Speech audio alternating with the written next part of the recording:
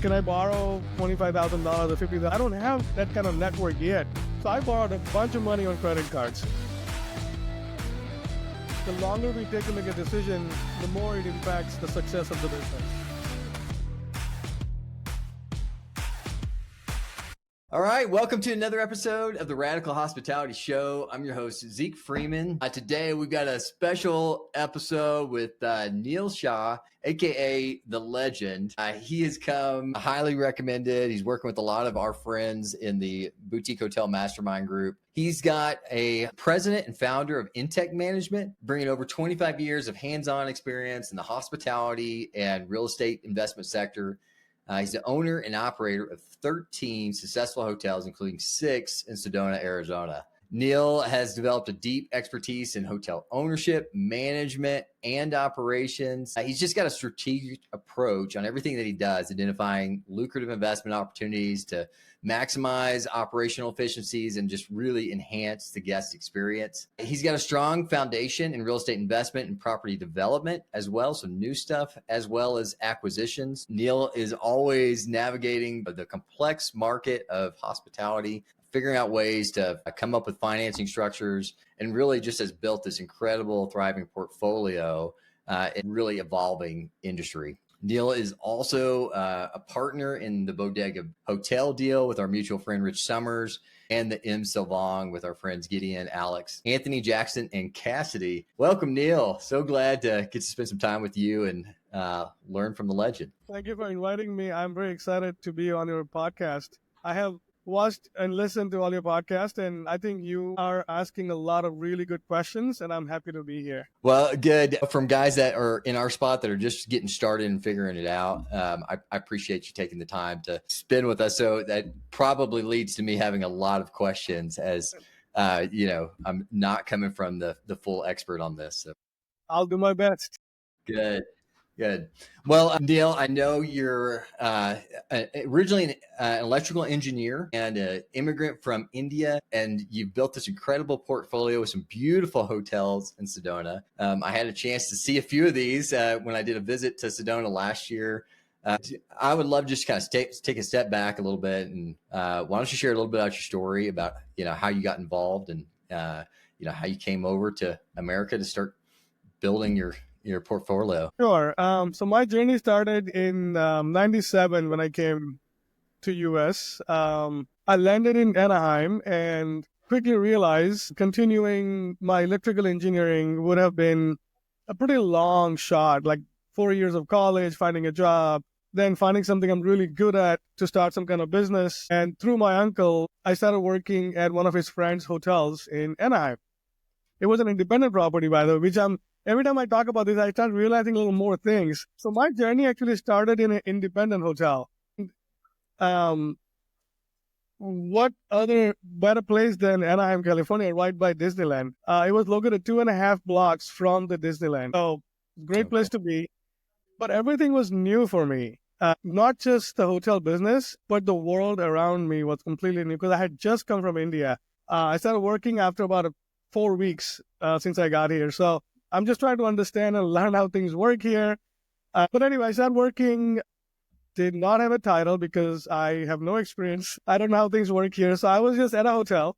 I was staying in one of the rooms for 5 days a week, and my uncle would take me to his place for the weekend and stuff. So basically, the best thing about that is I'm there all the time.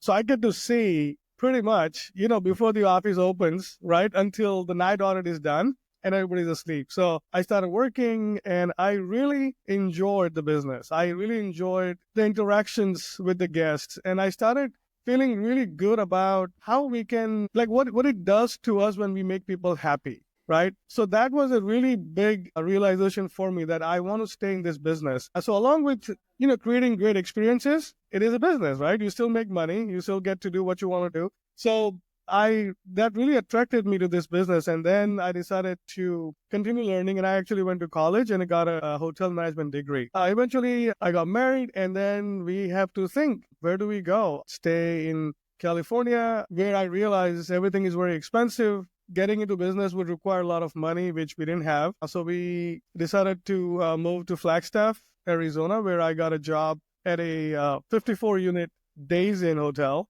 This hotel was owned by a company that owned total 17 hotels, or in Flagstaff and the rest of them in California. Before I took this job, I actually had an offer from the people I worked with in Anaheim. They actually were offering me $15,000 more plus bonuses. So I probably would say $20,000 more. This is in 2000. So that's a lot of money. It's still a lot of money today. I decided to go to Flagstaff for two reasons. One, I realized that I think I need to save some money and somehow get into business by not having so much money. Second, I wanted to work for a larger company to learn and understand how they manage multiple properties, how they support the GMs, what kind of processes they have in place, because someday I wanted to have multiple properties. So I basically moved, my wife and I moved to Flagstaff and started working at the Days Inn. Eventually, I meet my business partner in Flagstaff, and him and two of his cousins were looking to buy a property, and they decided to buy a property in Flagstaff. By the time I had saved up some money, and I invested that little bit of money that we had into that first property in Flagstaff. That was basically my entry into ownership of hotels. I had been a GM throughout the time. But in that situation, What was this first hotel that you invested in? It was a Best Western in Flagstaff. Okay. And what did it take to get into a Best Western? Like, how much did you have to save to buy a deal? And how did you go from that GM to a hotel owner? So I was in that property. I think we can call it, I was an investor, and I was supporting my business partner with operations because I had the operations background. The money I had was very little. So I had learned how to design websites when I was in Anaheim. Okay. And this job at this company to run the Days Inn, I eventually got a contract to design all of their 17 hotels' websites as a side gig. Besides being a GM. Okay. Because, GM salary is not going to allow me to save enough money to invest, right? Yeah. So by doing those websites, I saved $20,000. I love that. That money, all of that money I put into that Best Western. That's awesome. Property. So basically, I was not a GM at that property. My business partner was running it. I was in the town. I knew the market. I knew everything about the hotel operations. So I kind of helped him in supporting the operations. But I want to pause there just for a second, Neil. So that is like a really great story, especially for people just getting in, because the mindset of getting into like hospitality and hotels is I've got to have hundreds of thousands of dollars often. But I think two key things there that I'm taking away, one, you built a skill set by willing to do what it took and learn the industry that was helpful and involved. And then you partnered up with an investor that had, probably, a little more experience, a little bit more financial capability, but you brought in what you had as talent and experience. And then you brought in, you were willing to put what was probably a lot of money to you at that time. And you built that out of a side hustle. I encourage a lot of entrepreneurs that I know that your job often ends up just covering the basis, but to take the time to go ahead and do a side hustle like building websites and use that to build up to get into investment. Sometimes that's all it takes. So, kudos for you for doing that and getting into it. So I don't want to just like glaze over it, but yeah, that's awesome. So in a nutshell, it took a lot of money from my point of view, but little money in terms of the entire deal and a lot of time because I dedicated time in operations. Because I was a part owner, I wasn't getting paid, but that's okay. I didn't mind because, it's so exciting. It's my first investment. Now I can say I'm a hotel owner. I want to make a difference. So that allowed me to change my mindset about how to think differently as an owner versus just a general manager. When I was a GM, I did run the hotel like it was my own. I cared a lot about every aspect of the operation. But even then, this is different. Once you invest your own money, when you write a check, right? And in my case, I wrote a check for every single thing I had in my bank, and I invested money into that hotel. So it totally changed my mindset and made me realize what are the things that are important to be successful when you are partnering up in this type of business. So it gave me, over the few months, it gave me more confidence as to I started believing I can do this. I can do this again and again and again. What were some of the things that you saw differently as an employee that changed when you became an owner? I think it's the decision making, right? As a GM, you are making decisions without having a bigger picture of the business. Because one, you don't have access to information, right? Of all the information that require for you to make those decisions. When you are an owner, you have to look at a variety of different aspects. If you're going to spend whatever, you want to buy new beds, do we have the funds? First of all, why do we buy new beds? Are we getting guest complaints, or are we just doing it because we want to put new beds? What is it going to do to guest satisfaction? Is that investment going to generate higher rates, higher return? Things like that, right? Yeah. So there's a variety of different things, but that's just one example. Is that something that you've carried forward now that you are on the more of the owner side, and I'm sure you're hiring GMs? 100%. Yeah, those lessons were priceless. I worked in Anaheim, which is what built my foundation. And some of the most important lessons I learned was there. And within the first few years of my operations career, and then starting to get into hotel ownership, I will never forget those lessons because that is what made me who I am today. So one of the things that's always difficult for me as a business owner is getting my employees to have, owner mindset. And there's that kind of like, hey, you don't want to share everything, but you need to share some things for them to understand. How do you do that with, your GMs currently to, whether it's, maybe you can or you can't give them access to everything, but how do you help encourage, your GMs to have that owner mindset that you begin to find when you bought in? I think I share a lot with my GMs. I get them involved in a lot of decision making. And one of the most important things I think I do is I don't make decisions and tell them what to do. If I was to make a decision, I would tell them, this is the problem. This is why we're making this decision.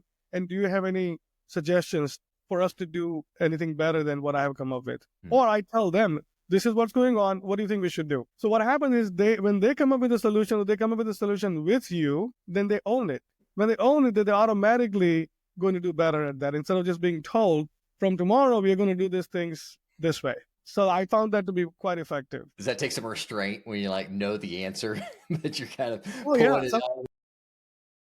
Sometimes you just have to be quiet and just let them speak, let them go through their thinking process, and they eventually either come close to what you were thinking, or maybe exactly what you were thinking, right? And if it is not, if it is not, maybe it's better than what you came up with, right? That has happened to me also. So what were some of the, so that first deal, the Best Western, what were some of the challenges and things that you faced in that first deal? There were a lot of challenges, to be honest. It was mismanaged property. So we basically just went in and set up the operations the way we run the property. Revenue management, just typical operations, payroll controlling, expense control, a little bit of improvement of the property. And that really helped improve the revenues, and we were able to be quite efficient in our expenses as well. And then, so what allowed you to start to scale? So obviously you went from that one. What did the next acquisitions look like? And were they the same, like come in with $20,000 check kind of things to pull in? So about a year and a half later, we found a property in Tucson. It was also a Best Western, and that happened because of us being involved with Best Western. So my partner is amazing, by the way. We used to go to different meetings and conventions that are hosted by the brand. And he would just basically ask a bunch of people like, hey, you want to sell your property? Or do you know somebody who wants to sell a property? Because we were looking for properties. And it's funny how the responses you get sometimes. And this is how we literally found this property in Tucson. This lady sitting next to him in one of the meetings, he just asked her, he's like, you want to sell your property? We are looking to buy. At first, she's like, no, I'm not. I don't think so. But then you know how people are. They start thinking. And then she's like, yeah, you know what? Let's talk. So anyway, I was started. And then we ended up buying this property in Tucson. Well, now the money I had was invested in the Flagstaff property, right? And we didn't have a lot of cash flow coming from this first property because it takes some time to ramp up the business, start generating cash flow. So anyway, this property, I did all the research. I felt very confident in my ability to turn this property around. So now the question is, how do I get money to invest, right? I think this is a great deal. I want to invest a lot of money, but I don't have money. I don't have people I can call and say, hey, bro, can I borrow $25,000 or $50,000? I don't have that kind of network yet. So I borrowed a bunch of money on credit cards. Just coincidentally, we just kept getting these offers of 0% interest. And my wife and I, we just like, you know what? Gonna do this. Took all the money we could from the credit cards. My partner helped us a little bit with my investment. My cousin helped me a little bit. So basically, at the end of it, I was able to gain 10% ownership in this deal in Tucson. Okay. With the money invested. All right. Now, how do you pay all those credit cards back? Like if it's a 0% thing, are you just banking on the cash flow out of that property to be able to pay for the credit cards? Yep. I knew I can turn this business around. And the other thing is I was going to move to Tucson, right? And in those days, it was me, my wife, and our first daughter, Shivani. So there was an apartment at the hotel. So first 5 years, we lived at the hotel. So I have Okay. no living expense, right?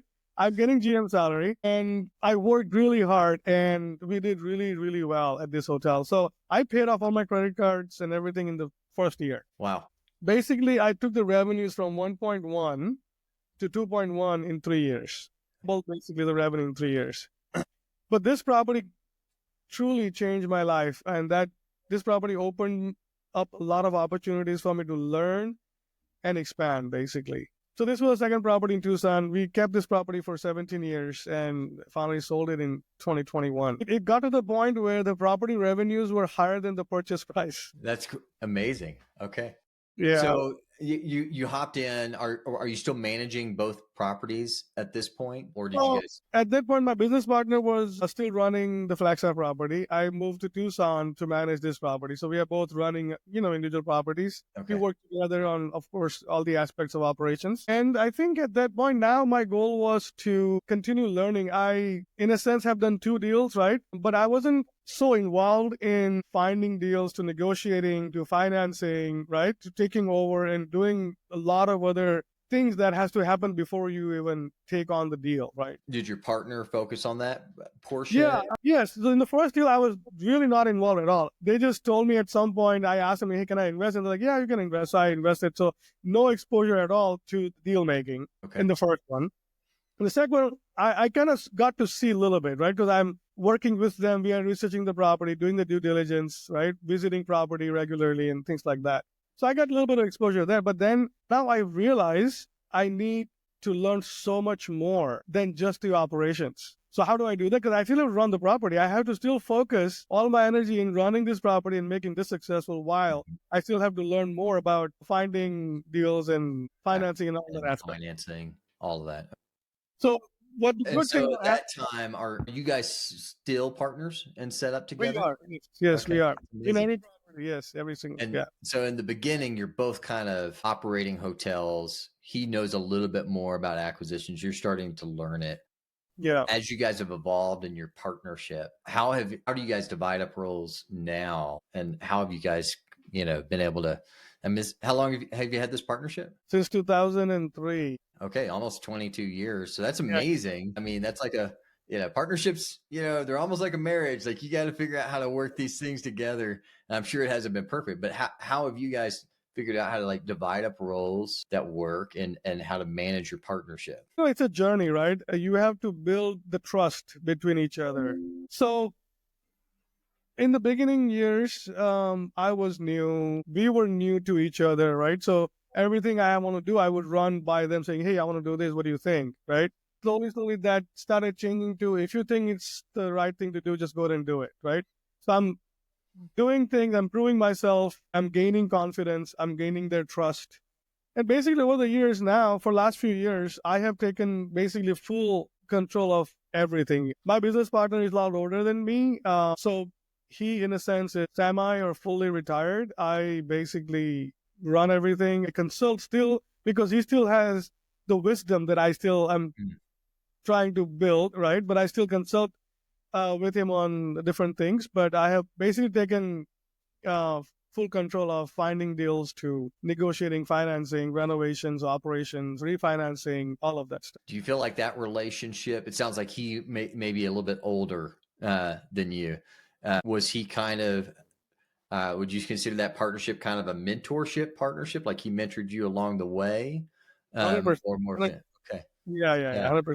And that's what I'm saying. It took a long time, right? It's 22 years. So it's not like we just started and in 5 years, now I'm taking care of everything, right? Yeah. It's a long time. And I was not a very patient person in the beginning when we started working together because I want to do deals, right? I mean, I'm young. I want to get stuff, make things happen. But his mentorship and his support was extremely, extremely important in my success because he told me some of the lessons and he taught me some of the things that I still remember. And it has truly made me who I am today. That's cool. So that is a different type of partnership. And I think that's a special one. I've had mentors in the architecture world and the development world along the way. Never got to the point where I actually created partnerships with them. I think the partnerships I've done or joint ventures have been more kind of peer-to-peer. Yeah. How do you like someone looking for that type of partnership, or maybe they're coming in with, you know, the sweat and the willing to hustle, create that mentorship type partnership where, you know, you might come in with someone who's got more experience, but maybe, you know, you're at the phase of life where you got more time and hustle and less experience and money. You know, how do you suggest for people that are coming at that place to approach a mentor, create those kind of partnership relationships? That is a great question. I think respect, trust, and patience. I Mm, think those are the main ingredients for building a really strong and long lasting partnership. Because first, you have to find somebody who you respect, right? You want to find somebody who is already doing things you want to do someday. So you know they are going to be able to guide you and advise you, hold your hand and take you on the journey to where your destination is. hmm You then have to trust them because a lot of times we have difference in opinion. The reason we work with those mentors or partners is because we trust, we respect them, and we know they have the experience that we don't have yet. So sometimes we feel like I want to do it this way. And if they feel strongly about that same situation differently, you gotta have to trust them and say, okay, we do it your way. These are life lessons, right?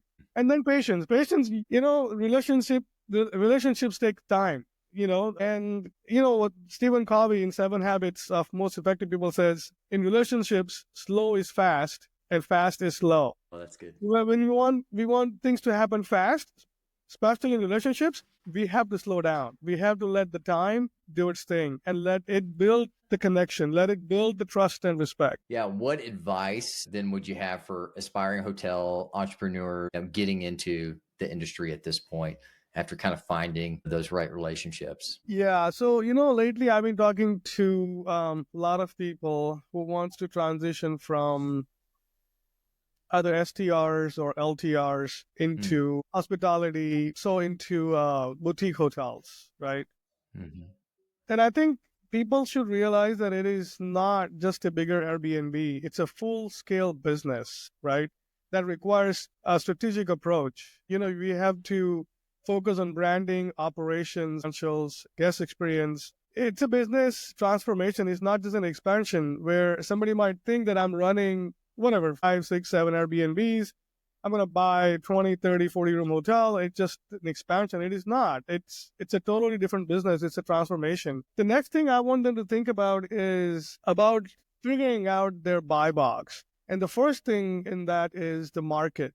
I think the market forces are more important than the property itself. You can have a beautiful property in a not so good market and it won't do good, right? But you can have a mediocre property in a really good market. It will perform really well. So choose the market carefully. You have to know what's happening in the market. Are there more properties in the pipeline? Are there expanding the area? Are there more businesses coming? Are there more attractions coming? What kind of visitations the market has? Right? How do you differentiate yourself amongst the other hotels? Right? Things like that. So first consideration, I would say, is the market itself. Then I would think about the person's ability in terms of size of the property or the price of the property. Should you look at a $7 million property or $4 million property based on how much money you have your own versus how much money you can raise, right? And then the size means, do you want 20 room property or 50 room property? Because operations are different. If you have a 20 room property, it is difficult to justify a full staff or an outside property management company because those expenses are going to cut into your profit, right? And if you have a 50 room property, you can justify, but then can you raise the money that's required for that size of property, right? Yeah. Those are the two really most important aspects. And the third thing I think I would say is geographical location of the property from where you are based out of. If I live in Tucson, do I want to buy a property, just one property somewhere in California? What does it look like when I have to travel to the property? Is it going to take me a day to get there, right?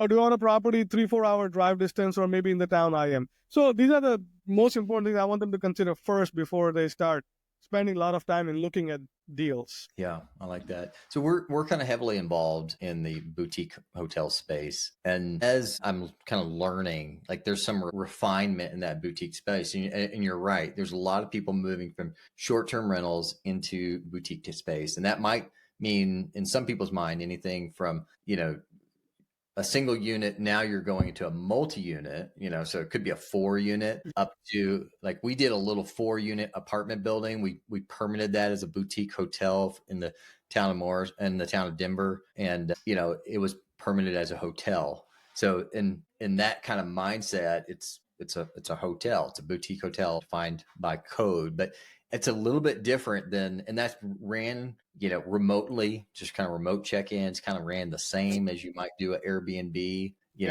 And at some point you move up this scale in the boutique space where it goes from this remote Airbnb to, needing this kind of guest experience, staff. Yeah.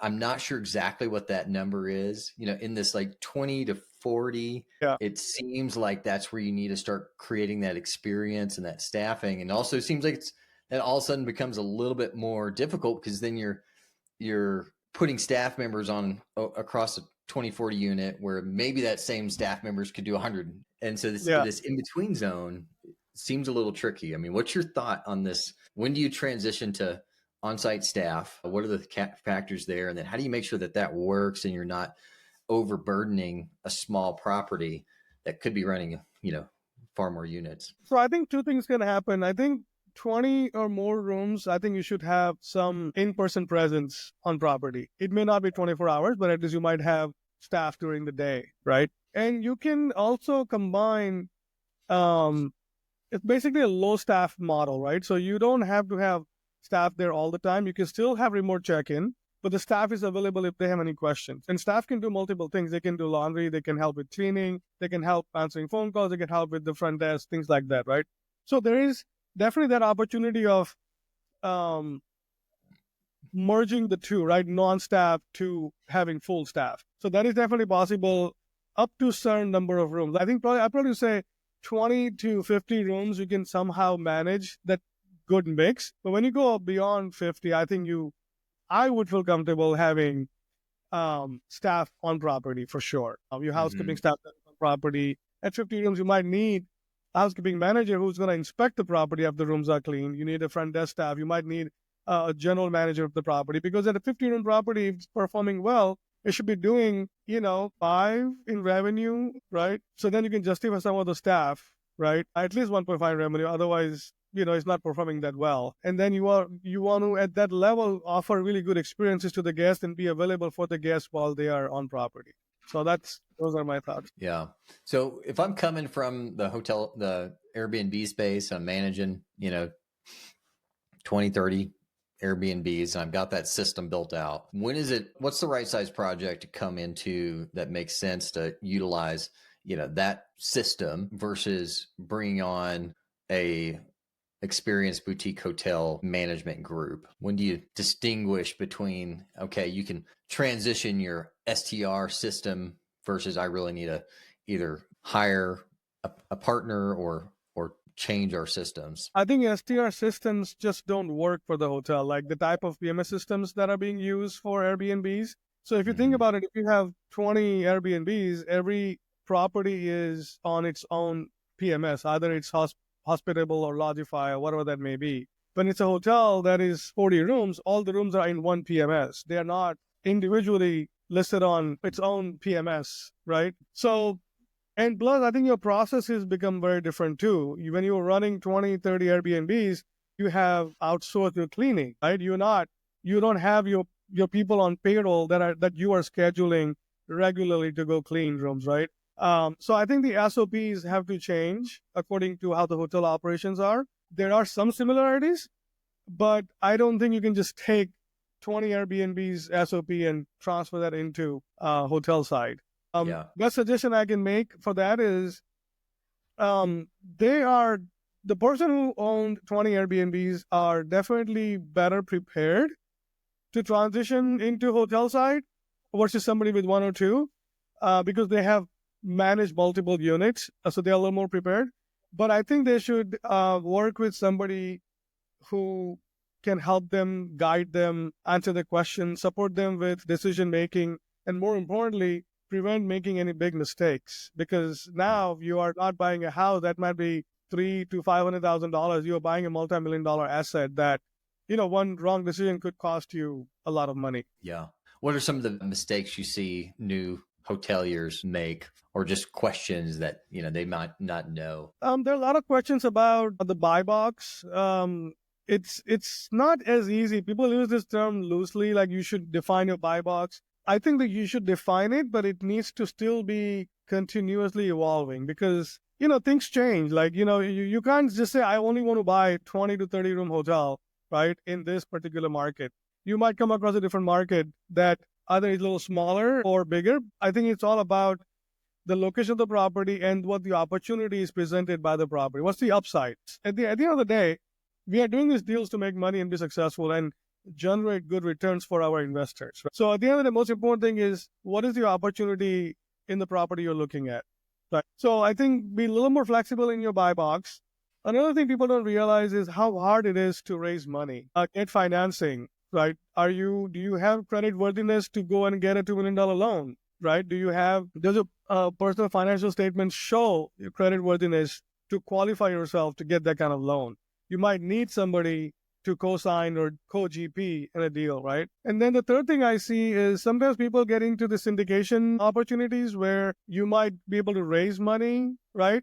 And then you are expecting to start getting some kind of income from the property from day one or within the first few months. That doesn't happen. In syndications, GPs get paid later, right? So that realization is really important. So you have to figure out exactly what your expectations are going into the deal.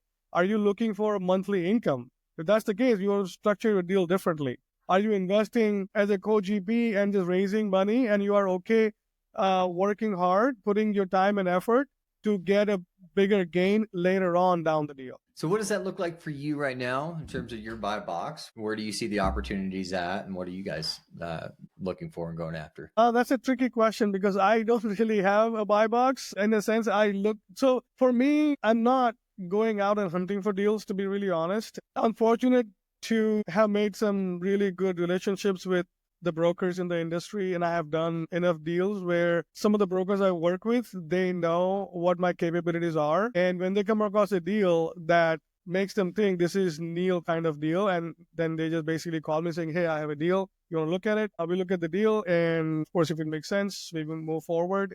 And then now, being involved with this mastermind, I talk to a lot of mastermind members or other people that reach out to me for deals. So I help guide them into their deal process. Sometimes that can also result into me getting into other deals. But one thing I will say is I don't like hotels with a lot of rooms and F&B. I don't want more than 100, 120 rooms. I don't want food and beverage section unless I can find a partner who specializes in F&B. Because I have ran properties before. The best version in Tucson was a full-service property with full-service restaurant, bar, and 79 rooms. And I did that for a long time, and I did not enjoy that process. And It's not easy to make F&B profitable at such a small property. So with the management side of the company, kind of the same question there. Where do you guys feel like is your superpower or sweet spot? Types of properties, locations? What are the type of properties you guys would look to take on for management? So I don't do third-party management right now. Right now, we only manage properties we own, and I basically consult on property I'm associated with, or if somebody wants me to consult in any stage of their deal, right? It could be identifying properties to underwriting the deals to helping them with financing, maybe branding to renovations, operations, revenue management. I help them with any of those aspects. Somebody wants me to be involved from the get-go all the way through, I can do that. Or they want me to come in for 3 months and help them with certain part of the deal, I can do that. So that's the type of service we're offering now. Yeah. Yeah. And your current portfolio, what's kind of the room scale from like the smallest to the biggest? Smallest property is 24 units and largest is 79. Okay. And you guys, so you have a number that are probably in that mid-range that we're talking about. They're not over, they're kind of in this sweet spot of the boutique. What are you guys doing like technology wise and operation wise that, help your hotels be profitable? Yeah, technology is really important to me, and it has been. I have tried out everything I can, and I want to be the first one to try it out, right? So we tried out a check-in kiosk at some of our properties in Sedona. Fortunately, it didn't work out very well because I think the guest demographic is different. So we basically moved on from that. Now I have just figured out the combination of the PMS system, the messaging platform, and the locks for the hotel, where all three work together. And we are soon going to be able to offer guests ability to do even a pre-check-in the day before or a mobile check-in the day off. And basically, they can go straight to the room without having to stop at the front desk. What are the PMS systems and the locks that you like? So I have recently switched over 4 of our hotels to Cloudbeds. Okay. The locks are from a company called Dwarpal, and the PMS system actually has a messaging platform built in. So Cloudbeds recently bought Whistle, which is a messaging platform, so it's already built into the PMS system. So everything works cohesively together and integrates with each other. Got it. Yeah. So, so you got these hotels up in like a big chunk in Sedona, some maybe 2 in Tucson. What are the things in those Arizona markets that you like? Like, here's the good opportunities, and what are the things that you maybe cause some issues? I don't think I don't like anything about these markets because Sedona is such a place. I'm just grateful to be in that market, to be honest. There are always challenges, right? There's no perfect hotel or perfect market. Sedona is an expensive place to live, right? It's pretty much a tourist destination, so very heavy leisure market. Because it is expensive, it's hard to find employees because employees can't afford to live there. So over the last few years, our payroll cost has gone up dramatically. So that is one challenge. Finding and retaining staff is an issue. But since we have multiple properties, it has been somewhat helpful because we can cross-train our employees to be able to work at different properties. Mm-hmm. And we are able to offer them some of the benefits that others cannot. Like when it's a slow season, I don't have to lay people off. We always have work for them. So we can hire them, create a good work environment for them, treat them with respect, give them opportunity to grow with us because we have multiple properties. There's always something they can look forward to. So that allows us the ability to retain those employees for longer term. Yeah. Yeah. So, I mean, we deal with that a lot, like in our mountain towns, Breckenridge, Vail, Aspen, workforce housing is like a major issue of, either they are having to commute a long way, and in the mountains, there's not a ton of like bedroom communities that you would find like around a typical urban area. So that's not a great option. Yeah. Sometimes I'll see, like, we have a little restaurant that we did in Winter Park, put some apartments up above the restaurant. How are you guys dealing with workforce housing in a really expensive area? Do you just have to pay better, or do you actually get engaged in some of that? We definitely will pay better.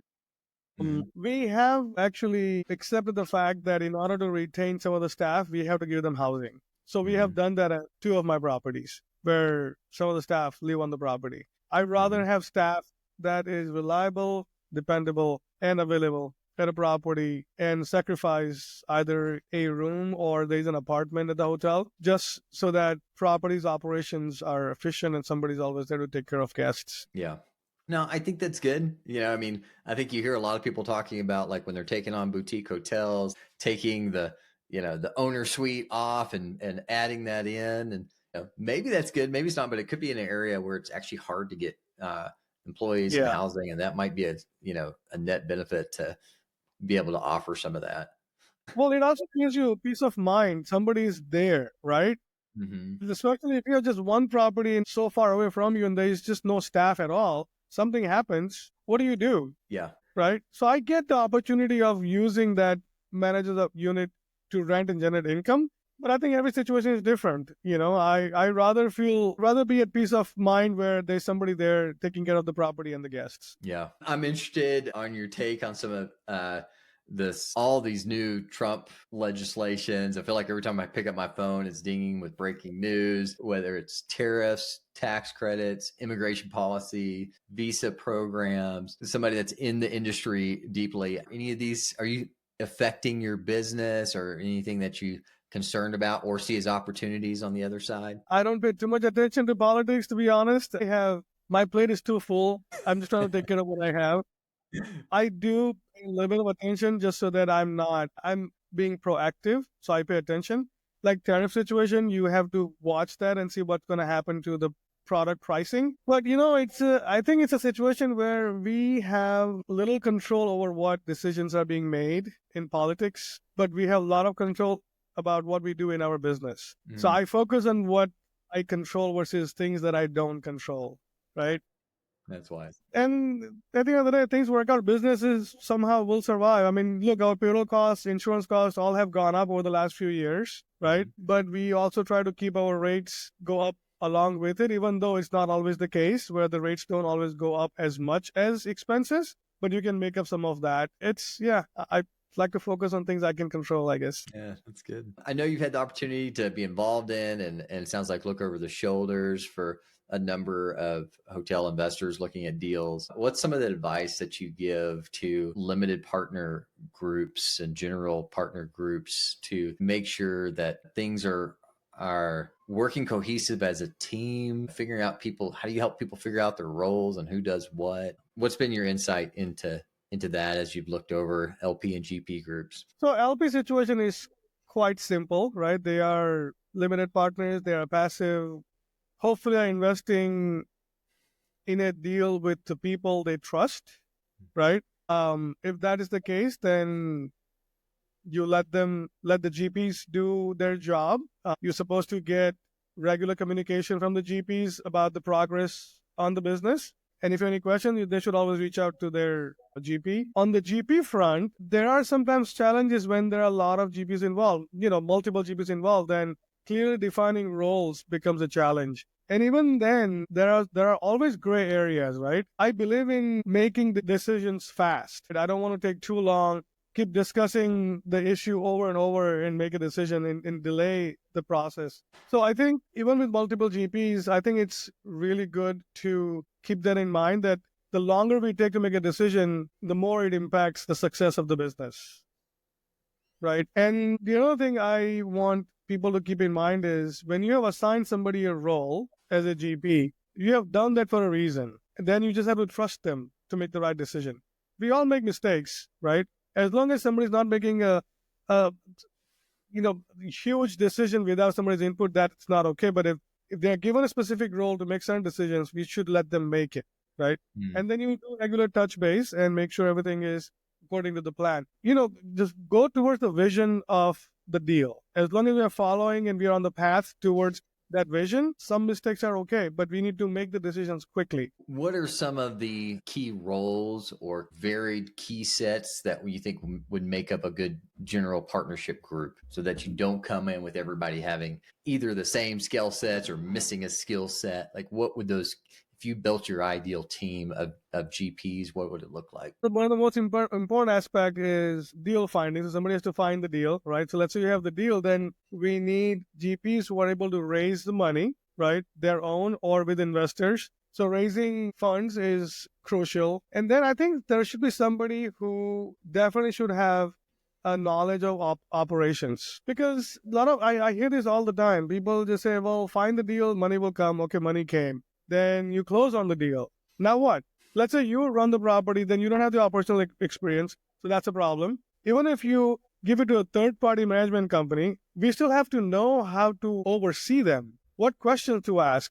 When they answer your questions, do you want to question those answers? Do you just accept it? Do you know what's going right?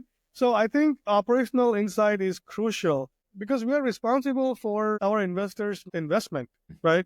So I think deal finding, raising funds, and operational expertise, those three are the most crucial contributions from the GPs. Yeah. How about new construction versus acquiring an old asset and repositioning? When would you recommend one versus the other? Where do you think the opportunities are? I am big on acquiring existing assets that are mismanaged or ready for basically value add, right? You want to buy it, reposition it, right? And then enforce appreciation, basically, increase the value. The thing I don't like about new construction is the time. The day you identify the land until the day you open, that is at least 2 years. After those 2 years, then you have another year to 2 years of ramp up time, right? I'm not saying it's not a good deal and people shouldn't do it. People do it all the time. So I'm nobody to disagree. What I'm saying is you have to have the ability and the patience to wait for 3 to 4 years to start seeing any returns. So if you have built a hotel portfolio and you can't find existing properties that you can turn around and be successful, or you just want to do new construction because it's a matter of pride or whatever that may be, Where you're an I guess then, architect and that's what you like doing. yeah, yeah. And that's something like, like if you have a passion about it, then you can sustain the amount of time it takes before you start seeing return, then I think that's when it's the right time. Yeah. So I hope that, have you guys done new construction yet, or have y'all been all acquisition reposition? all acquisition, reposition. Yeah. I will Yeah. say I'm extremely jealous of the time frame of acquisition reposition. Yeah, we're 2 years and we're breaking ground this week, and Yeah. we've got you're exactly right. We got another year of construction and then another year of stabilization. Yeah, it's a marathon. It's not a sprint, but it is fun. And if you're Well, in the industry and you like creating your own vision, and you have that kind of experience, then that's a special thing. But I would definitely look strongly next time at a really cool renovation. It sounds pretty appealing. Well, the other thing is the larger projects carry larger risks because the timeline from the day you buy the land is 3 to 4 years to open the doors. And in 3 to 4 years, a lot can change. COVID can happen, economy can crash, recession can happen, right? I'm just saying, I'm not trying to be negative here, but I know this is good things to say. Had someone told me this before I started the podcast, it would have been nice to hear. So if you're looking, I think opportunities abound in this reposition market, although there's probably struggles with it. What? Of course, yeah. Nothing's perfect, right? Yeah, everybody has their own interests and passions. Yeah. So walk me through one of your favorite new deals that you've been working on. My last deal I did in Sedona was pretty amazing. So this used to be a Days Inn years ago, and then the previous owners went independent with a really difficult name that's difficult to pronounce or spell. Okay. So the broker who sold us our second property in Sedona reached out, just like I was saying, like people just reach out to me now instead of me hunting for a deal. So she reached out saying, hey, there's this property. My son is also a broker, and this property was owned by an Indian tribe. So she's like, he knows somebody on the board. Are you interested? I was like, yes, it's very close to my one of the properties I have in Sedona. And I know this property is struggling. I know we drive by and there's literally like no cars all the time. I'm like, what's going on here? And the rates are always way off. It took me basically a year to close on this deal because first we reached out. They're like, no, we don't want to sell. Finally, they came around. And then which property is? I want to pull it up while you're talking about it so we can see which one you're talking about. Cocopelli in Sedona. Okay, cool. This used to be called Cocopelli years ago when it was opened. And then it became Days Inn. Then it became Milwaukee Inn, as you can see, very difficult name. 41 rooms. They wanted, I think, we started like 6.5, 7 price tag. Then finally I got it into contract for 5.5. And through the due diligence, we found some issues and I was able to retrade at 5. So we bought 41 rooms at $5 million. But this property was running 30% occupancy year-round in Sedona. So that was kind of concerning for me because even if you don't do anything, you still run higher occupancy than 30% because the market demand is so much higher. So I'm like, there has to be something wrong. But anyway, we found that it was nothing wrong with the property. It was the operations. They just never had enough housekeeping staff. So they just don't clean the rooms and don't rent the rooms. That was the story, basically. Anyway, so we bought the property on December 18, 2023. Our reno started on January 5th. In 2 months, first week of March, we reopened after full renovations of guest rooms, what lobby. What kind of renovations did you guys do? New everything you see, full bathrooms, new flooring, all paint, furnishings, everything. Lobby was completely redone. So reopened in March 2024. They were doing, I think, 600 something. I don't remember right now, but in 2023. Last year I did 1.3. And I think this year we will do 1.6. And what do you think the biggest change was? It the new rooms? What your I think all of it. Yeah. All of it. The property was dated, so renovation definitely helped. And people are really, really liking the renovations that we have done. The lobby is really nice. Rooms are very comfortable and very nicely designed. We have rebuilt the pool area where we have waterfall. We are going to build cabanas, in-pool chase lounges. It has nice views. New name, well, it's not a new name. We brought back the original name, Coco Pelli, and just new logo and new branding. Yeah, I like we are getting really, really good response from the guests, and property is doing really well. it. No, it looks beautiful. What do you guys end up spending per room? What's kind of the renovation cost on something like that? Between 20 to 25 per room, including everything with public area and everything. And that includes the public area stuff that you did. Yep. Kind of gets counted Yep. into that. That's great. Yep. When you're looking at a reposition project, what are the kind of rules of thumb for rooms versus public space that you start to look at for renovations on something like this? Is that so? I mean, you look at everything and you find opportunities where it has the highest impact on the guest experience, right? I see people go out and spend lots and lots of money on all the areas, and I like to think a little differently. There is nothing wrong in spending money, but I want to spend the money where it has biggest impact, right, on the success of the business. So I have bought properties where I didn't need to do full renovations, but we just do few things that presents the property in a completely new light. Like you take new photos because their photos were just not good. They just took a photo on a cell phone and just put it up on the websites. That's not a good presentation of the hotel. So you spend few $100, have a professional person come out, take photos, or maybe do some improvements and take photos. You want to make sure your content is up to date on all the channels, right? We also look at maximizing spaces, right, in a hotel. For example, for this property we just talked about, there was a breakfast room separate, right? And I'm not big on offering huge breakfasts. So what we did is we converted that breakfast room into meeting space. And we set up a nice little, grab and go type breakfast in the lobby area. So now that meeting room is going to be a source of additional revenue, right? We are going to add some cabanas at the pool area, so I can start renting cabanas instead of just, you know what I mean? So there is open space for everybody to use, but if you want private space, you can have cabanas. So things like that, right? I definitely look at how the property is being maintained, how it's presented online, what kind of rate management they are doing. Are the rates always set to be same throughout the year? I have found a property in the past where I didn't have to do anything. You just go in and you raise the rates by $20, literally, because they just weren't paying attention. On this deal, how did you guys fund it and finance it? Equity? What did that look like? We have a group of investors, so we basically just got a SBA loan. Yeah, we got an SBA loan, and we basically put down, I think, 25%. 504? Yeah, we did 504. 504? Yeah. And then was that like an 80 kind of deal, or what does SBA ask for? So SBA can finance up 15% down, right? But we didn't want to take too much leverage, so we decided to just put 25% down, reduce your fixed expenses, raise better cash flow. We got a deal, pretty good deal, right? $5 million, 41 rooms. Normally in Sedona, room prices are upwards of $200,000 per room. So you just want to keep the debt as low as possible. Yeah. Oh, that's great. So what's next for you, Neil? What are you excited about in 2025?